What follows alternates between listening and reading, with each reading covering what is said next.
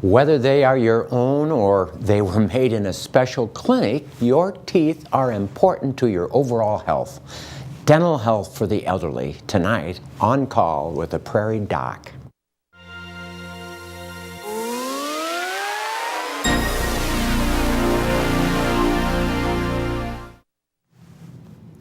Good evening and welcome to On Call with the Prairie Doc.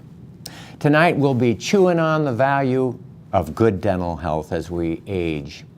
A lot of things adjust as we age. Hair thins and changes color, weight can be harder to keep in check, and your gums and teeth can move and change. This all matters, and we have to plan for what will minimize the impact. First, let's take a look at this week's Prairie Doc quiz question. The elderly often have a second round of cavity-prone years because, choose the best answer, immune system problems. Number 2, dry mouth. Number 3, antibiotic effects. Number 4, chronic periodontal infections. Viewers who call in the correct answer will be entered into a drawing to win a signed copy of our book, The Picture of Health. Each of my essays, originally written for this show, comes with a wonderful accompanying photograph by Dr. Judith Peterson. We will announce the answer and the winner at the end of the show. Remember, you only have 10 minutes to get your answers in, but we'll answer your questions, your medical questions about dental health as they're called in or sent to us all the hour long via Facebook or email. Call in questions to 1-888-376-6225 or send us an email to the address on the screen.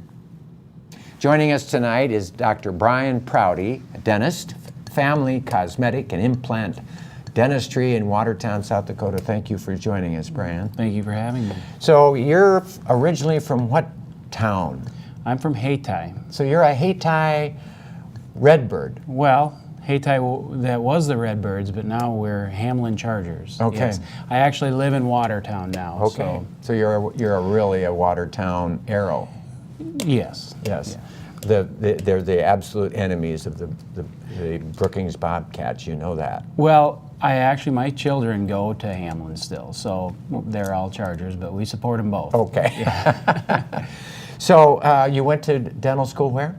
I went to Marquette in Milwaukee, Wisconsin. Now that was after attending SDSU? SDSU. So yes. You're a jackrabbit. I'm a jackrabbit. We still attend the games, and my wife's family they have a long history of going here, so they attend the games here with us also. So that's a great thing.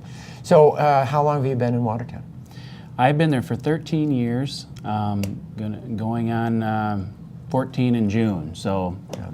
So you've kind of defined your specialty into, dentists sometimes are not just general dentists. They define themselves into certain areas. And you are, of course, a general dentist, yes. But what do you do specially? Well, implant dentistry isn't necessarily a specialty, but it is something that you go to further education so that you can place and restore implants, and that's a large part of my dentistry right now. That and sedation dentistry. Sedation dentistry. So implant, we'll talk about implants in just a minute. We've got some pictures to look at, but let's talk about sedation dentistry. What is that? What are you talking about, really? Well, when I first started dentistry, I realized that there were a lot of different reasons why individuals couldn't have dentistry done while they're awake. Or things were just very difficult for them as well as the dentist. So we started, first you do the oral sedatives, but sometimes those can be dangerous if they're not used correctly. They don't get home, they're not going to drive home after that. Either way, either way, you're right, either way. But so we had the benefit of having 2 anesthesiologists that join us in our clinic and appropriately, safely, and predictably place our patients under anesthesia so that we can do their work without certain levels of anxiety. Right. And there's, of course, we have children who, or people who just absolutely can't handle it. You can't explain it to them. They just can't handle it, and their teeth go to crap because they can't go to the dentist because they're so full of fear. Yeah, when we sit down with our patients, and I always have a consultation first, just to talk over what their experiences have been. Often, you know, they're in tears because of either they have a gag reflex, or maybe they have needle phobia, anything that makes dentistry difficult for them. So we talk through what we can do for them. We always say we're going to come up with a treatment plan, not just for your mouth, but also for you, so we can see you through this experience. And we love seeing somebody that comes in, they're very anxious, they feel like they can't get over this hurdle in life, and we have the ability to see them through it, and it brings a lot of joy to us also. But it must cost more. I mean, is that generally covered by insurance or not? Some procedures do cover the anesthesia. I think it depends on what you're having done. But what we found is when you're able to have the dentistry done in your office, there's some savings right there.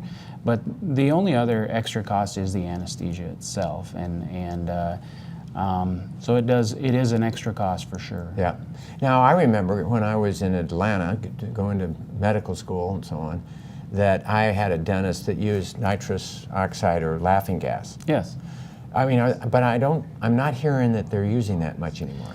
Well, we still use nitrous. We do, and you know, that's for a certain level of anxiety. And we always start with the most conservative method, which would be nitrous. And if that's not something that, or most of our patients have tried that in the past, and they have just found no hope in dentistry. It doesn't matter how good the dentist is. I mean, the dentist's intentions are truly, or just, you know, it's just sometimes it's difficult. I can remember the nitrous oxide, and you get under it, and he'd say, "How are you feeling? Feeling." I'd go, fine. I mean, it was this weirdest. Yeah. I have a brother that when he's under nitrous, he's a goofball. It's kind of enjoyable. Yeah. Well, I mean, this dentist did it for everybody. Yeah. Just put everybody on nitrous. Yeah, it certainly has a calming effect. A calming effect, right. Well, now implants. So, I mean, that's different than the things that I've had. I've had root canals, and then I've had caps, I think, or what they called. Crowns, yes. Yeah. But I haven't had implants. Talk a little bit about root canals, a little bit about crowns, and then let's go into the implants. Well, with root canals, anytime you can save your own tooth and that you can have a high predictability of not having to remove that tooth, I think that's the first option. And I think most dentists would say that. So a root canal's done, though, when it hurts like all... You're having pain. Like crazy. Yes. It hurts terribly. And so they go in and they take the nerve out of the tooth so that there isn't any nerve to feel pain anymore. Certain issues that can come up with that is if they're cracked teeth, if they break. A lot of the implants that I do have had root canals in the past. You take the nerve out, the artery and the vein comes out also, and they become brittle over time. But a lot of root canals are there for many, many years, so it's a great option also. So, I mean, I'm not hoping to lose those crowns that covered the root canals, you know. No, and there is certain reasons why they would, and it is a great treatment for the right tooth. Right. So let's talk about implants. We've got some pictures that we can use. Is this implant? Yeah. Is this up there? Yeah. Okay. So these are implants right here. Is the audience seeing this picture right here? Now they are. All right. So these are actually implants that are. This is a video. This video is showing actually a fixed bridge, basically, that does not come out of your mouth. What you're seeing there before they're going in is a dental implant. It's basically a man-made root that can be used for a single tooth. Right. So if you're missing one tooth, you can put a crown on it. Or it can be used to stabilize dentures. Or if you have no teeth, it can put all of your teeth back in. Right, and that would leave the problems if you don't have dentures, you're not using dentures, you're not wearing them, the bone erodes. Yes. And you lose your jaw. over time. Absolutely. It doesn't happen immediately, but especially on the lower jaw, people really struggle with lower dentures. And our most basic treatment plan for a lower denture nowadays is with 2 implants. Right. And we always tell people, we feel like we should inform them that that bone progression is going to occur. And by placing 2 implants, it will maintain that bone as well as fix the denture in place. So and so when you get a denture in place like that, you don't take your dentures out at night. You brush them like regular teeth. Some prefer to take them out, but if they do, we would want to make sure they're in a solution. We usually like to see you take the dentures out. Oh, okay. What we just saw on TV there on the screen was a denture that doesn't come out, a bridge basically, Okay. that doesn't come out of your All right. So the drawing that we have here, or the picture that we have, explain what goes on, or should we go to the next picture? Well, what we have right here is, this is the first stage of the implant treatment. And that's the jaw below, the bone. This is the lower bony- jaw. Yeah. You can do this on the upper jaw. This procedure, you place the implants that go into the jaw, and that heals for a period of time. All right. So, okay, and then what do you do? So I think once the implants are in, You have to wait for them to heal. you have to wait for them to heal. There is this system right here at the bottom of the screen says Teeth Express. This is a system where you actually sometimes take the teeth out and put the teeth in at the same time, and they leave with the teeth in their mouth. Okay. And that's what this is. A lot of the time we'll have them wait 4 to 6 months for healing. Right. So once these implants are in, let's say that they're going to wait 4 to 6 months, the next process is the abutments. That's what screws into the actual implant. Okay.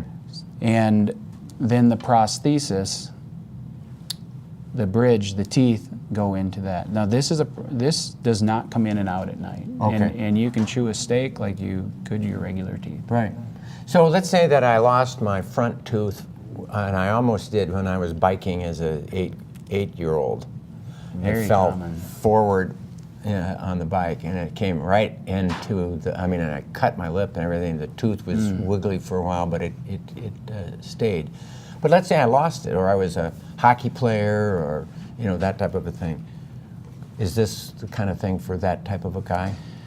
The implant would be. That happens a lot, especially during this time of year with basketball, volleyball, football. Right. You'll see missing teeth because of trauma. So you would replace that one single tooth with a single tooth implant. And it would stay in. It would stay in, doesn't come in and out. You can floss around it. Most often you wouldn't realize if you have them in or not. Really? Yes, I have 2 implants myself. I had baby teeth that didn't have anything underneath them. And in college I had my roommate, or not my roommate, but my good friend place them.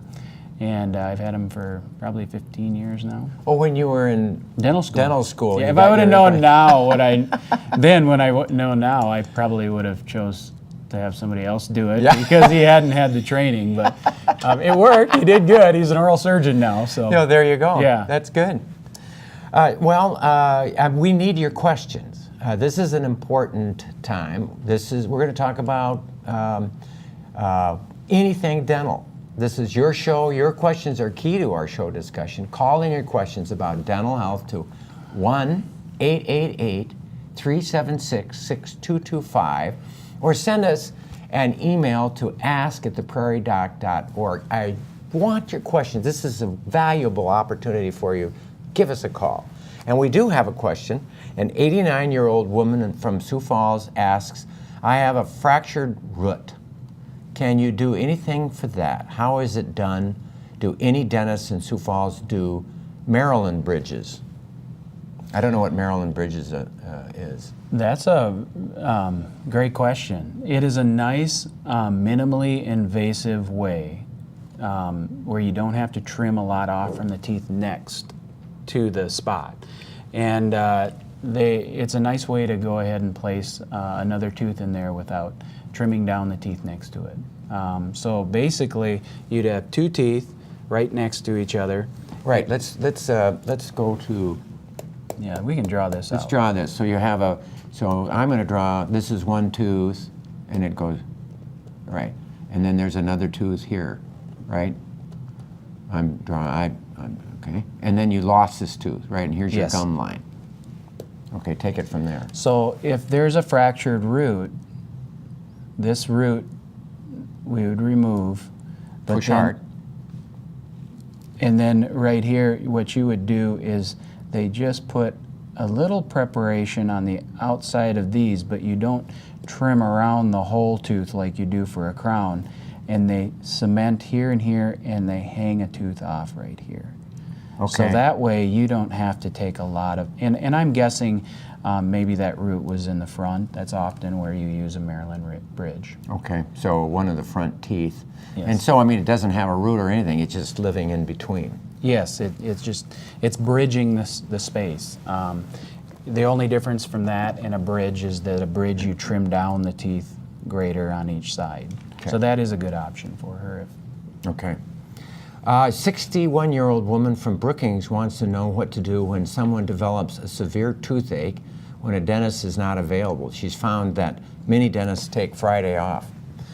In Brookings, they take Friday off. I don't know if they take Friday off in Watertown or not. Well, that is common. That is Yeah. actually a big issue that comes up, and I think the emergency rooms often get, those calls. And, Yeah. and in our office, we have always left a number, and we have a doctor on call every week, and I think weekend, and I think at night also, and I think a lot of dentists do. We do work Fridays, and I think a lot of dentists, a certain amount do. A lot of them only work 4 days a week, and Friday's the day they pick to take off. Yeah. So I have, as a physician, treated many people who come in with a painful thing, and what it is obviously an infection. Yes. And so I give them an antibiotic and plenty of pain medicine, and get them by through the weekend. That's generally what I do. Is that an answer that you would say is what generally gets done? Yes, and often that's what you're going to have done if you see the dentist also, because that tooth might be too inflamed or infected, so it has to be treated first in that manner. So you give them an antibiotic and a pain medicine and give them a few days to cool down and Yes. get better. And then you attack. And then you take care of it. Yes. A woman from Sioux Falls would like to know what are the costs of implants for a patient on Medicare? And is it different than if you are or Medicaid or insured or not insured? Is there a difference? The price for an implant is the same for whatever insurance you have. You have to charge the same to every person. Everybody. Yeah, it doesn't matter what the insurance is. As far as how much each insurance pays for it, that is different with each Right. different insurance. And that would be a good question for a scheduler and a consultant. But an average cost for one implant would be? The implant part would be $1,500 in our office. Okay.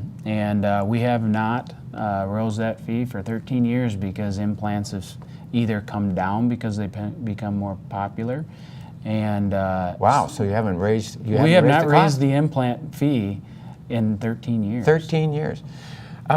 So let's say that I'm just going to have dentures. I've lost all my teeth, going to have dentures. That's a fair amount of money. If I did it with implants, that's how much more? Well, this is getting into a phase where I don't do often, but if you are going to take out all of their teeth and put implants back in, Right. you are going to be, they're not going to come in and out, it could be, for one jaw, $25,000. Okay. So it's a very expensive procedure. And when I quoted the implant fee, that's without the abutment in the crown. Right. That's just the implant part. Okay. So it can be spendy. It can be very spendy, yes. I have been fortunate to have had Delta Dental. Are there other insurances, or is that primarily the one that everybody uses? Oh, there's a lot of insurances, more and more as we go. And many of them cover dental implants, and many of them don't. But most of them do. When I first started, none of them really covered it. So let's say I'm a Medicaid patient, or I'm destitute, I don't even have Medicaid, I don't have anything, I've got really rotten teeth and my health is you know, I can say as a physician, if your teeth are bad, you have a much higher risk of all sorts of problems, particularly pneumonias, because you've got this infection that's draining and is there in your airway, and it goes into the lungs, and people get terrible pneumonias. Is there options for people who don't have any money and they don't have insurance, they don't have anything? Well, I don't think, you know, that circumstance really plays into any sort of implant issue. Whenever I talk to somebody, I'm not talking to them about implants. I always say we need to talk about the health of your mouth first. Infection, decay, and pain. Pain number one, and then decay is going to cause infection, and infection we have to treat because that's bad for your whole body. Yeah. And so those options, number one thing is make sure that we get those teeth out, and or treated with a root canal or such. Right. So the implant part is once you have a healthy circumstance. Right. And so pulling teeth, you still pull the teeth on those people. It's what you have to do sometimes. Yes. And now there's a van that goes around that provides Yes. care for people who, particularly kids, right? Yes. You know, I don't know there's much about Delta. There's a Delta bus Yeah. that goes around to certain towns, and then sometimes the university students come with other dentists, and they treat patients. We're actually we have several clinics, and we're talking about a community clinic that would allow for some of those services also. Unfortunately, sometimes getting through the red tape of that is a little difficult because that can be a hard thing to navigate with some of the certain laws. the laws that we have. We have a 57-year-old man from Brookings has severe gum recession. He's long in the tooth, as they say. In the bottom front teeth, is a gum graft worthwhile, or are implants a better alternative? I think the best way to answer that is to see what the level of bone is. Recession is very common on the front of your mouth, and that is also where I see a lot of successful grafting. I don't do grafting. That's gum grafting? Yeah, that is where they may take it from the palate and they put the tissue down in the front of the mouth. Or so they around shave the lining of the top of the roof of your mouth. Yes. And then they transplant it where the gum. Transplant it. Yes. It takes. And there's two types of gum tissue. There's one that's attached and one that's free. And if you don't have one that's attached, you'll get recession. And so the level of bone and the mobility of the tooth, that's what would determine if you should have a graft or not. And that's Because the tooth has to be strong. yes, it has to be strong. It has to have a good foundation. Otherwise, the graft won't take. So implants are often a choice in that if the teeth are loose. Okay. A 71-year-old woman from Sioux Falls says, "Can I get a crown done if I have a canker sore in my mouth?" And what are canker sores? Let's talk about canker sores. Well, you could probably explain a canker sore better than I. I could. Okay, that was a fair toss. Yes. A canker sore is an aphthous ulcer, we also call it, right? When you Yes, call it the same thing, which is a small white spot that hurts like all get out. Yeah. And it's generally, we don't know, I mean, there's multiple causes. Generally, they think it's a virus or it could be just an immune thing. But I found that if I put topical tetracycline or doxycycline powder on the sore, at least the pain goes away. It might kill the nerve that is causing the pain. And then the aphthous ulcer seems to get better. Yes, and I think the duration is around 7 to 10 days. Right. And I guess back to her question of the actual crown, I would probably avoid having any work done in my mouth if I was having pain elsewhere. If you inject around that area, it can probably prolong it. So I would just delay the appointment. Wait till it heals. Yes. 7 days 7 or a to week 10 or something. days and treat the pain. Good answer, I think. A 76-year-old woman from Yankton asks if you could please address the concern or risk of dental procedures or implants for people taking Fosamax. Fosamax is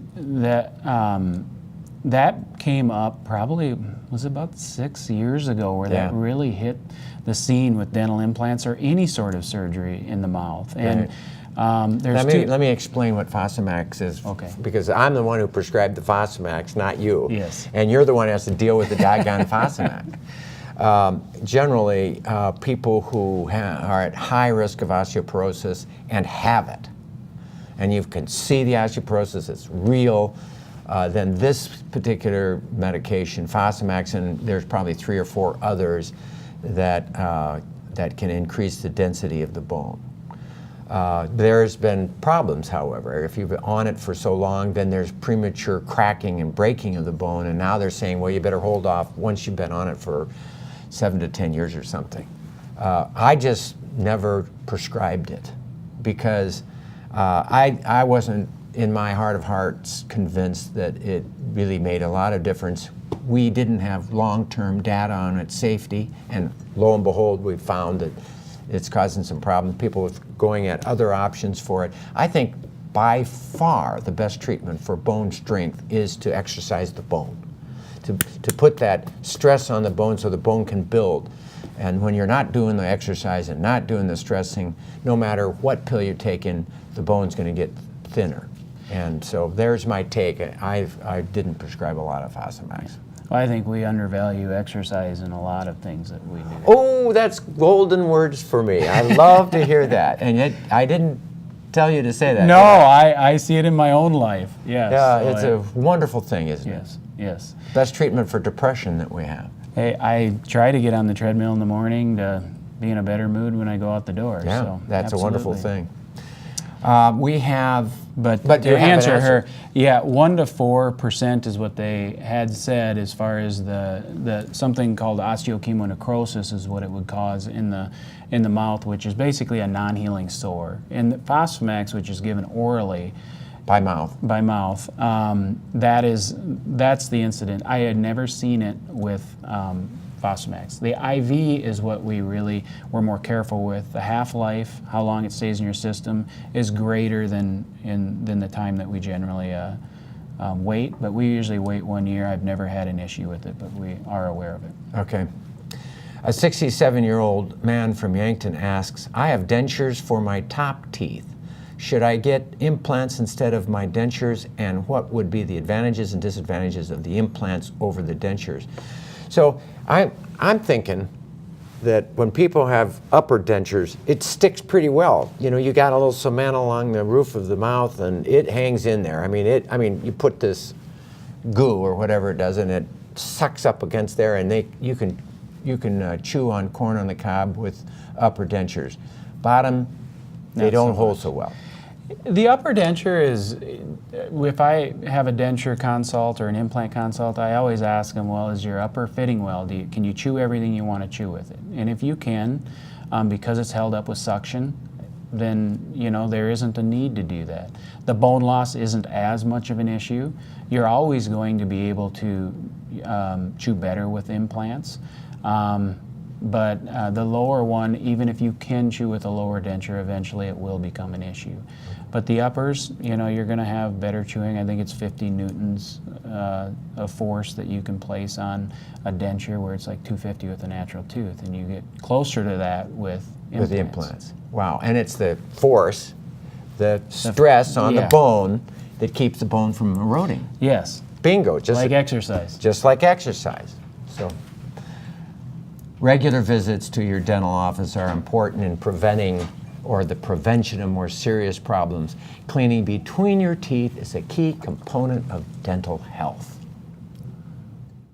The ones who do, it makes such a difference in the health of their mouth, and the rest of them, every time I see them, I beg them to please to do the things they need to do to keep their mouths healthy, because it makes such a difference if you're doing more than brushing.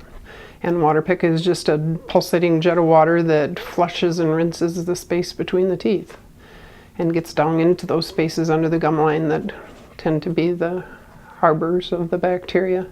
I've been doing this for 42 years, and I know it makes a difference. And some of the issues with the study are that the flossing is so technique sensitive. In fact, I'll get patients in who will tell me that they're flossing their teeth every day. And with what I see with the health in their mouth, it's like, So I'll have them show me how they're flossing, and many times it's a real eye-opener for them. Many of them tell me, nobody's ever told me or taught me how to floss. They've told me always floss your teeth, but they've never taught me how to floss. So if you can start early, you can avoid the problems that can make it a more serious problem. So if you can develop that habit early on, you save yourself lots of time and money in a dental chair.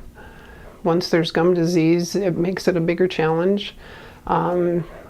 It's a little bit tougher for the patient. It requires more frequent visits and more diligent, consistent home care daily, because with your daily care, what you're working to do is break up that biofilm of bacteria between your teeth, and it's always there.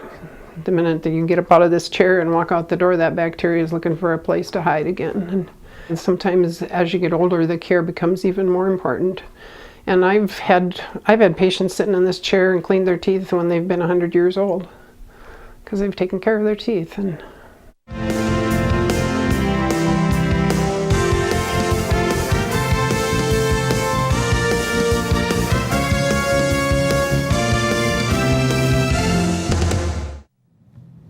Well, that was my dental hygienist and one of my absolute favorite people, Robin Williams. She's also a sailor, and she can sail a 16-foot Hobie like nobody's business. She's just wonderful. But she's a wonderful dental hygienist, and I couldn't help but ask her to do that, and so she did. Thank you, Robin. We have a Facebook question. How do you cure gingivitis? So let's talk gingivitis. What is gingivitis? Meaning itis of the gingiva. So inflammation of your gum tissue. I tell all our patients that I see that are asking a question or having problems with that dental cleanings are great and necessary, but what you do at home on a daily maintenance every 6 months is not going to keep gingivitis away. So your gums inflame because they have plaque or calculus in between the gum tissue and the tooth, and the body reacts to that. And so flossing regularly, brushing your teeth is the way to clean that out, so that you can have more of a long-term situation versus every 6 months. Yeah, I have used a water pick since I was in my 30s. And initially, my gums bled whenever I used the water pick until it got used to it. And then I cranked it up a little higher, and then now I'm just full speed every night. And it's just unbelievable, the food that's wedged in there. Yeah.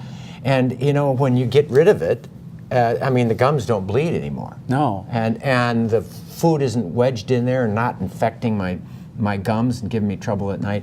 But Robin said to me the last visit, but you still have that scum in between. You don't get that with the water pick, so you need to do the flossing. And the sticks are so much easier, these floss sticks. Oh, they're great. Way better than this.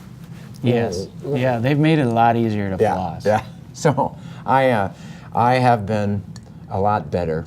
I wish I would have known about the floss sticks when I was in the 30s, but I'm doing good. Let's go to some more questions, and thank you for your questions. Keep them coming.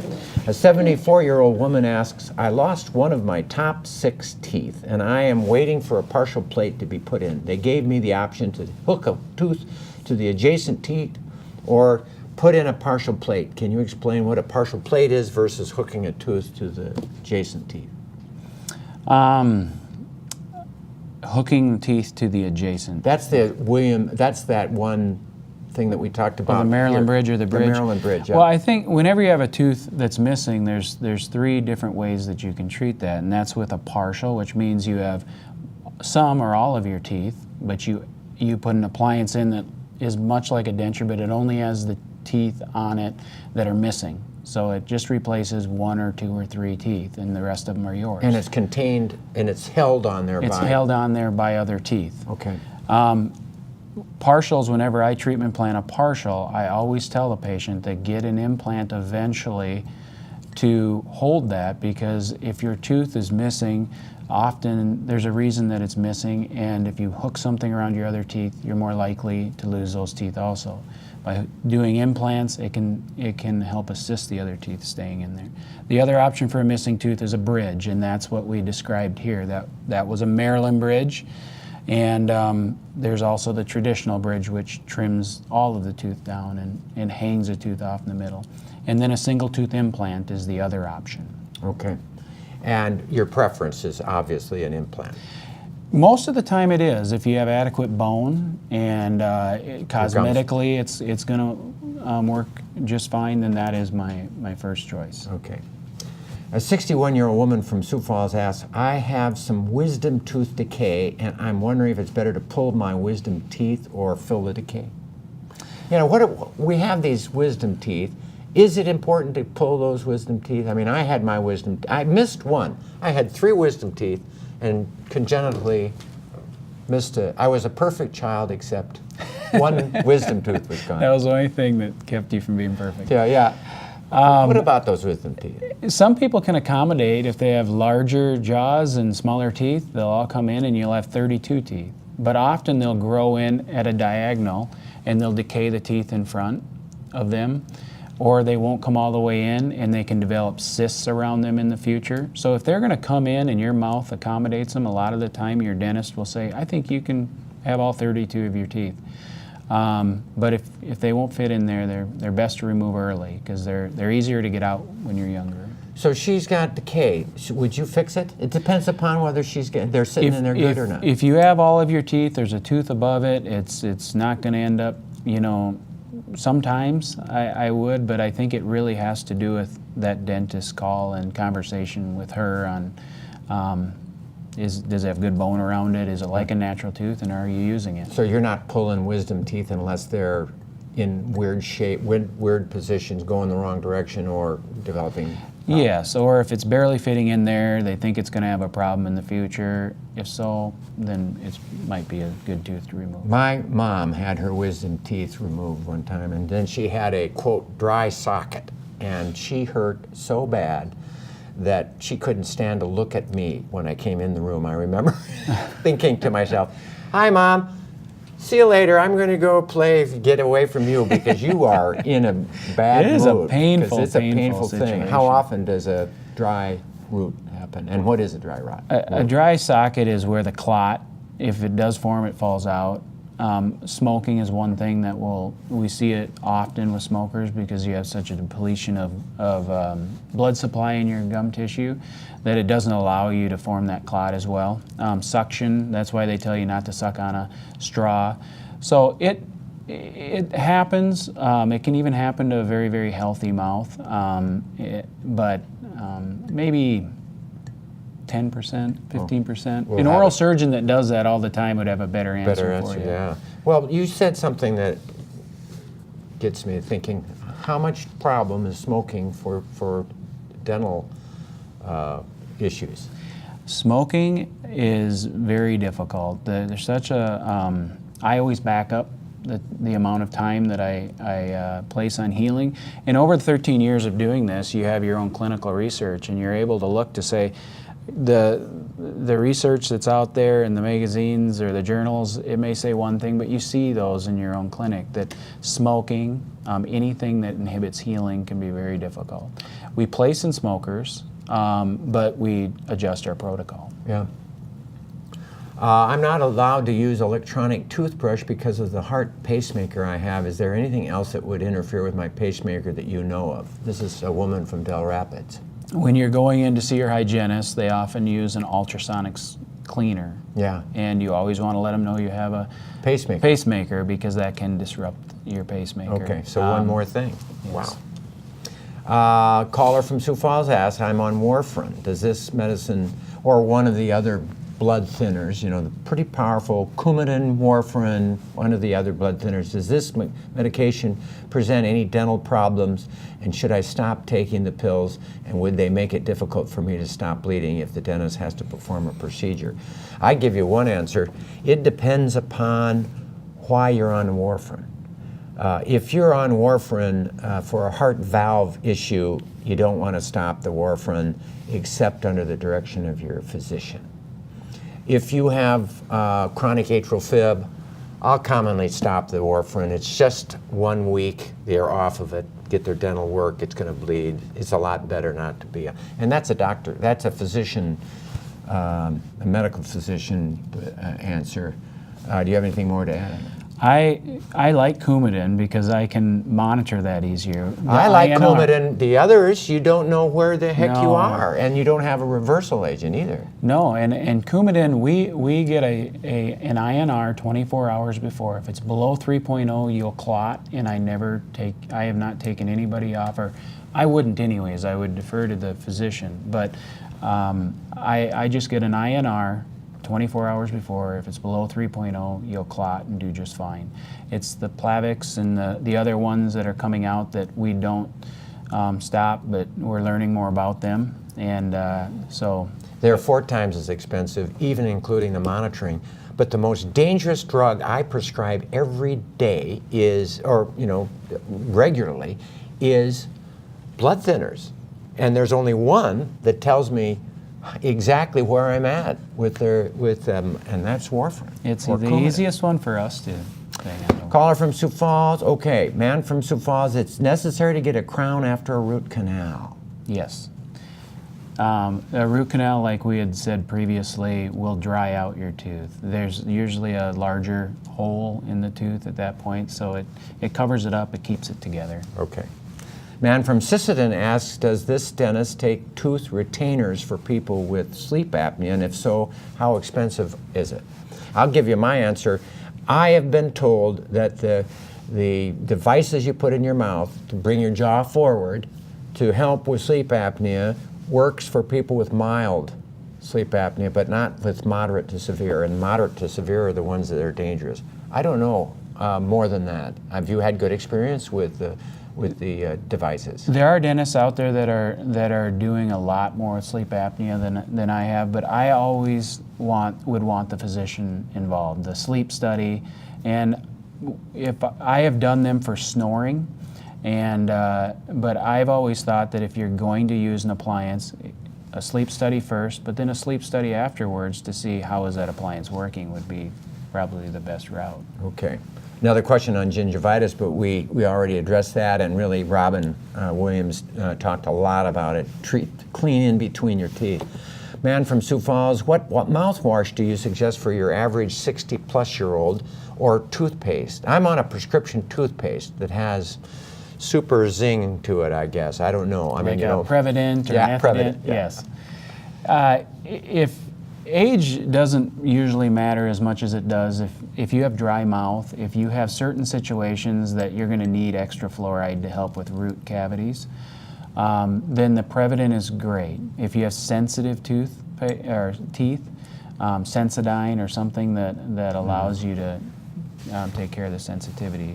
Okay. Helps. Mouthwash, any particular Mouthwash, I don't like, and this is, I'm probably not the best one to answer this either. Do you have a Robin bias? Williams probably would be, but I always say Act Fluoride Rinse because I don't want one with a high alcohol content if you are going to have a dry mouth already. Act Fluoride. That's what I always say, and I think there's a lot there's a lot out there. Okay. That, But just the one that you know is I- without the alcohol. I like the ones without the alcohol in it because if you have a dry mouth, it just makes Makes sense. it worse. Yeah. Yes.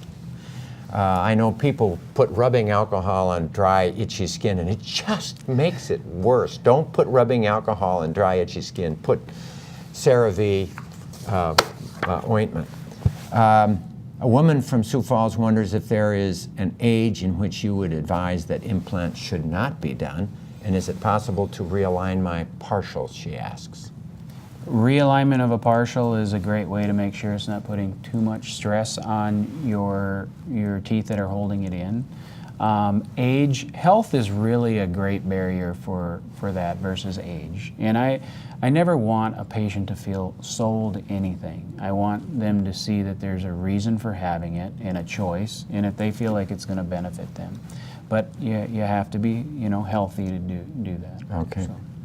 A 78-year-old woman from Brookings doesn't drink a lot of coffee or juice or anything that would stain her teeth. Boy, I do. Coffee, I do I'm too. afraid. And my teeth get... Robin works hard on my teeth. She's wondering how can she have and maintain whiter teeth? You know, white teeth, that's the big rage, and people are using these white teeth things. What do you think? I think regular using the whitening toothpaste is probably the best. You know, getting cleanings, brushing, I think that does a really good job. I've seen people that have really whitened up with just routine whitening toothpaste. You're going to get a little more sensitivity with a whitening toothpaste, but if you know that it's not causing any harm. The only problem is that if you don't really rinse your face good, you're going to stain your towels. I mean, your towels will lose their color. Have you ever had? I haven't, but I guess it makes just sense. bleaches right. You know, and then next day it's just white there. It takes the color I've out never of their heard that. towel. I guess it probably would. Yes.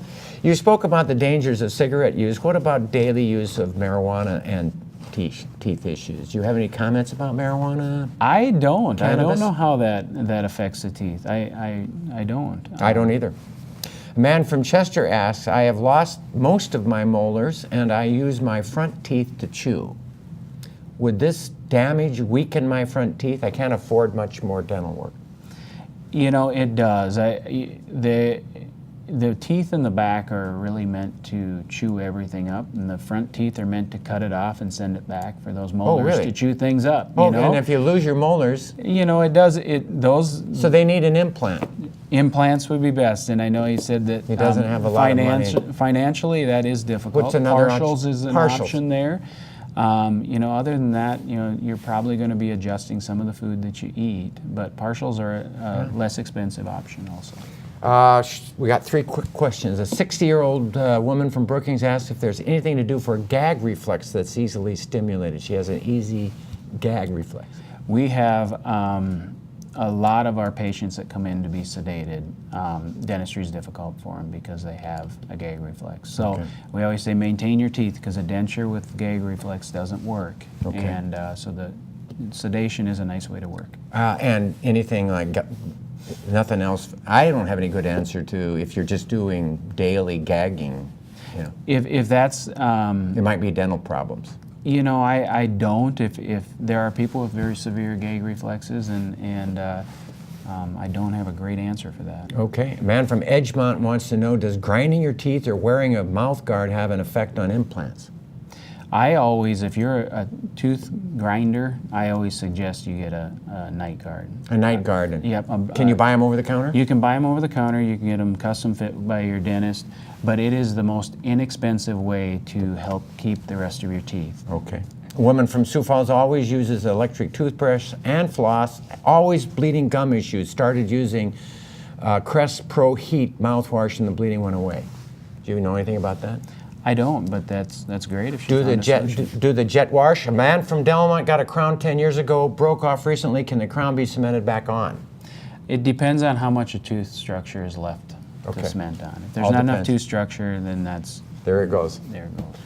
Okay, and now for the winner of tonight's Prairie Doc quiz question. The elderly often have a second round of cavity-prone years because, choose the best answer, an immune system problem, dry mouth, antibiotic effects, chronic periodontal infection. Well, the answer is number 2, dry mouth, because of just aging, but also because of medications for allergies, asthma, high blood pressure, cholesterol, pain, anxiety, depression, Parkinson's, Alzheimer's disease, and at least 400 more medications can cause dry mouth. It was Charlotte Verhey from Rapid City who answered the question correctly. Thank you, Charlotte, for participating, and a book will be in the mail to you soon. We'll be right back after this. West Nile virus is a potentially serious and even fatal disease that is transmitted by mosquitoes. The virus is already here in Brookings County and people have gotten sick this summer. It's likely that there will be more cases in August and September. The best way to avoid West Nile virus is to protect yourself against mosquito bites. The risk of transmission is highest in the evening and at night, so be sure to use mosquito repellent and wear long sleeves, particularly if you are going to be outdoors late. If you take these simple precautions, then you shouldn't have to worry about getting West Nile virus.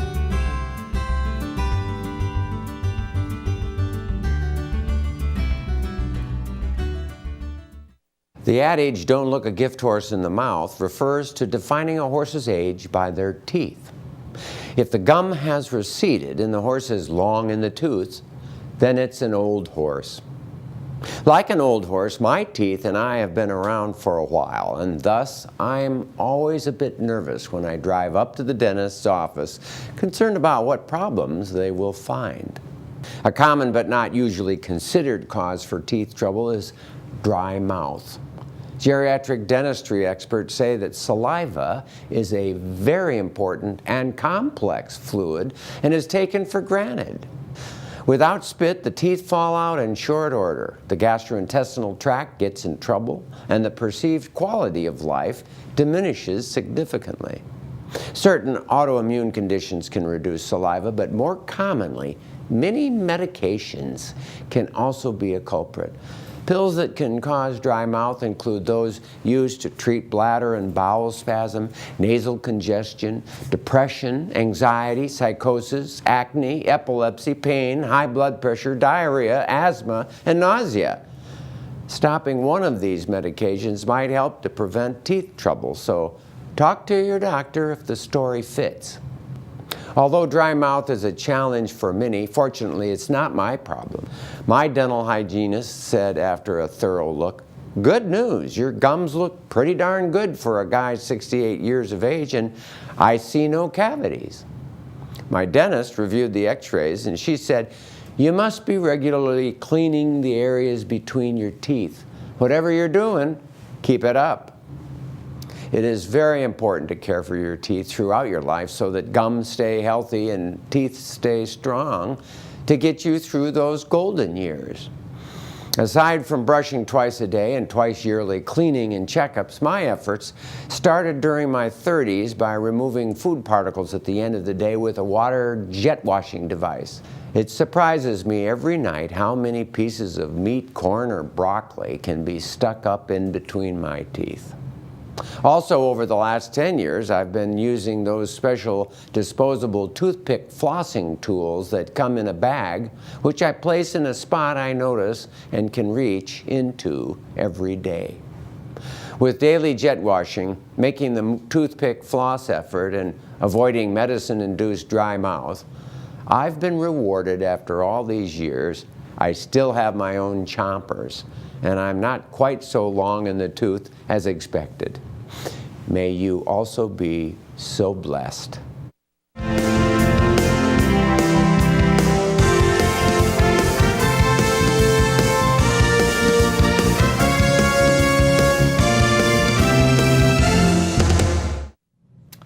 Well, a big thank you to our guest, Dr. Brian Prouty. His eagerness to come to our studio to help tonight was inspiring. Thank you, Brian, for your help tonight, and it's key to the success of this show. Absolutely. Our West Nile update finds 49 human cases of West Nile virus disease have been reported to the South Dakota Department of Health. 31 cases have neuroinvasive disease, 69% have West Nile fever, 39% were hospitalized. A person has died from the infection. Even though the nights are getting chilly, we need to protect ourselves until the first hard frost. In fact, they're spraying in Brookings again this Friday. Check the Prairie Doc Facebook page for more information from South Dakota Department of Health. We have great news. We know there are a lot of you out there who travel out of South Dakota for the winter. Now you will be able to not only watch our show live, but call or email your questions in each week. We have begun this season with live casting our shows on Facebook. Just go to the Prairie Doc Facebook page every Thursday at 7 Central and watch. Then call and send in your questions just as you were here in Gettysburg or Buffalo or Sioux Falls or wherever you are. You can watch live. That does it for tonight. From all of us here on Call with the Prairie Doc. Until next time, stay healthy out there, people. Pick up your phone or jump on the internet. You direct the show with your questions. You may ask anything next time on Call with the Prairie Doc.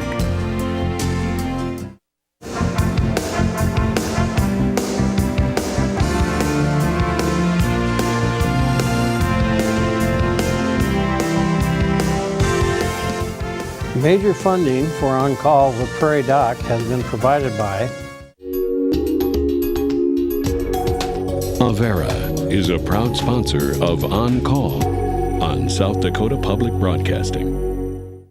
Larson Manufacturing is proud to support On-Call Television as it continues to open doors for important medical information.